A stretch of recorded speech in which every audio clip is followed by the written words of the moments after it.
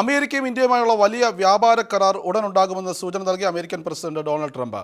ഇന്ത്യയും അമേരിക്കയും തമ്മിലുള്ള വ്യാപാര ചർച്ചകൾ പ്രതിസന്ധിയിലായി എന്ന വാർത്തകൾക്ക് പിന്നാലെയാണ് ഇന്ത്യയുമായി വളരെ വലിയ കരാർ ഉണ്ടാകുമെന്നുള്ള സൂചന ട്രംപ് നൽകിയിരിക്കുന്നത്.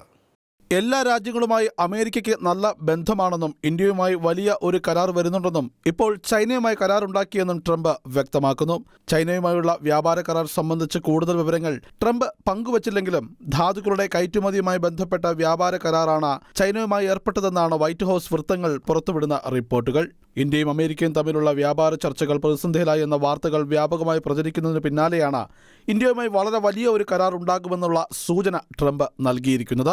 ഇന്ത്യയുമായി വളരെ സുപ്രധാനമായ ഒരു കരാറിനാണ് ഒരുങ്ങുന്നതെന്ന സൂചന കൂടിയാണ് അമേരിക്കൻ പ്രസിഡന്റ് നൽകിയിരിക്കുന്നത്. അതേസമയം ജൂലൈ 9 ഇരു രാജ്യങ്ങളും തമ്മിലുള്ള പരസ്പര നിരക്ക് ഇടവേള അവസാനിക്കുന്നതിന് മുന്നോടിയായി ഇന്ത്യയുടെ വാണിജ്യ പ്രതിനിധികൾ വെള്ളിയാഴ്ച അവസാനഘട്ട ചർച്ചകൾക്കായി അമേരിക്കയിലെത്തി.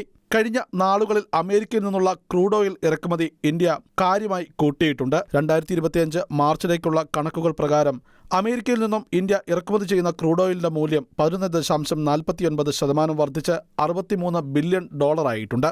അതുപോലെ തന്നെ കൃഷി, വ്യവസായം, വ്യാപാരം എന്നീ മേഖലകളിലും സമഗ്രമായ വലിയ വ്യാപാര കരാറിനുള്ള സാധ്യതകളാണ് തെളിയുന്നത്.